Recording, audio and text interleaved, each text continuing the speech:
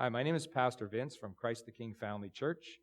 Many of you know me from Deer Meadow Farms as a business owner, and I also lead the Springfield Pastors and Ministry Leaders group, and we have some videos that we would like to share online with you, and words of encouragement and hope to help us during this very difficult time.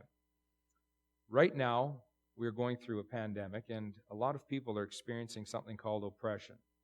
And oppression is the feeling of being heavily burdened, mentally or physically, by troubles, adverse conditions, anxiety.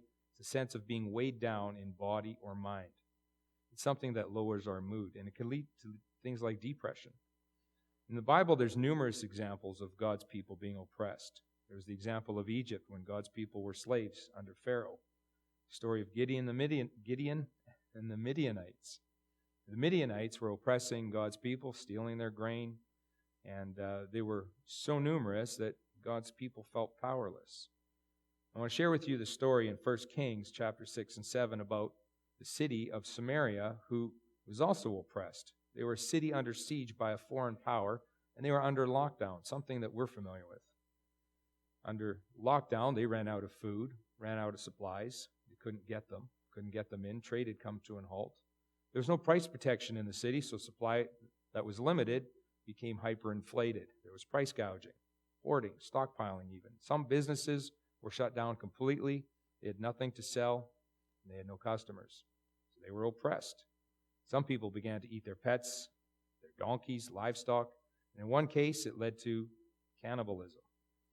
People had appealed to the king. They began to pressure him to do something. His response was, if God doesn't come through for you, what can I do?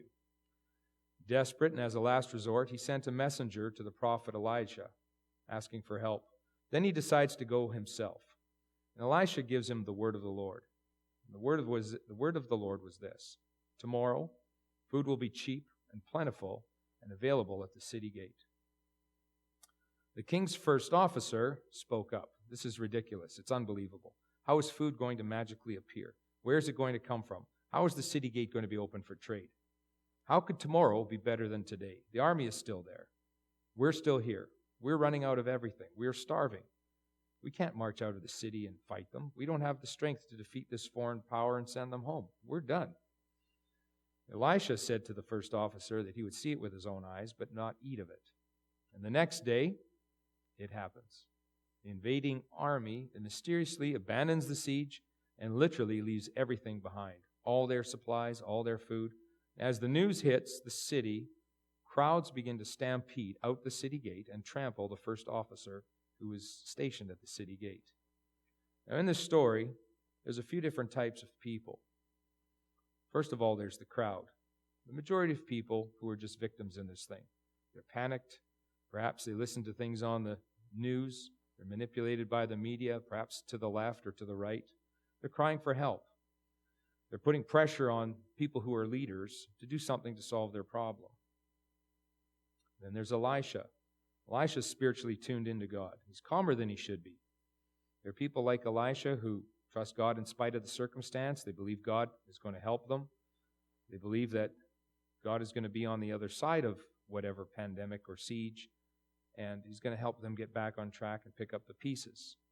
And perhaps like Elisha, maybe you have some words of encouragement for people around you. Then there's the king. Because he's a leader, he's tuned into his responsibilities of his office.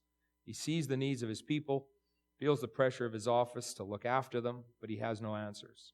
Although he blames God, he ultimately turns to God for answers and receives divine intervention and the miracle that he needs for his city and his people. Perhaps you're the one in charge. People are looking to you for answers. You're a business owner. You've got employees. They wonder about their jobs. You're a teacher. You're trying to teach your kids over the internet.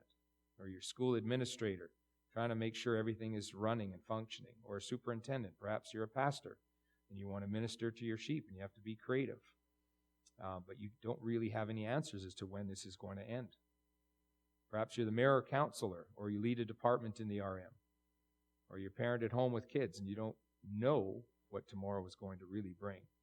Perhaps, like the king, you fault God directly or indirectly. God, you could have stopped this. Why didn't you? No matter what position that we're in as a leader, we always need a word of encouragement. We always need a direction, an insight, or a strategy. And I want to encourage you, a word from the Lord is powerful. Now the officer who was next to the king turned his face toward the circumstances. He was tuned into that. He had no faith. His opinion was that God was powerless to help. God's word was useless to the king. After all, he was a military officer. Fighting was the only way to defeat a foreign army. And the promise that the siege would end and there would be an open market didn't line up with his experience. So he discounted the word, ended up paying for it with his life. There are people who are hopeless, they don't see a way through or out, and they're willing to discourage others and bring them down with their own version of reality and negativity. These people, when the pandemic is over, are not going to be ready or prepared for what's coming. I want to encourage you with this. God's word can be true in spite of circumstances telling you otherwise. And if you pray and God gives you something, a word of hope or encouragement, believe it and stand on it and declare that word over your life instead of doom and gloom.